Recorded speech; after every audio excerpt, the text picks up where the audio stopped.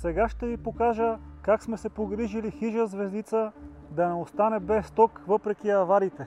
При падналия първи сняг през изминалата седмица имаше множество аварии на територията на природен парк Витоша.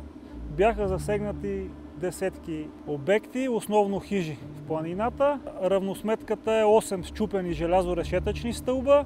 Работиме по тяхното подменяне с нови и множество скъсани проводници, вследствие на паднали дървета. Това е голяма, то е ресторант тук, хотелски комплекс, имат резервации. Е проблем. Температурите вечерно време вече падат под нулата, има риск да замръзнат тръби, водопровода. Това пред нас е травопоста, който е без захранване поради аварията. В момента е захранен чрез генератор, дизел генератор. Зарежда се с дизелово гориво.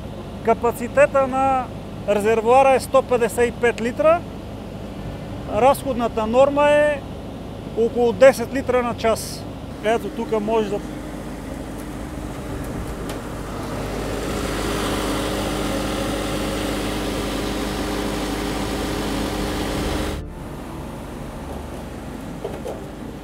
В финансово изражение поддръжката, разходите на едно такова съоръжение е от порядъка на около 1000 лева на денонощие.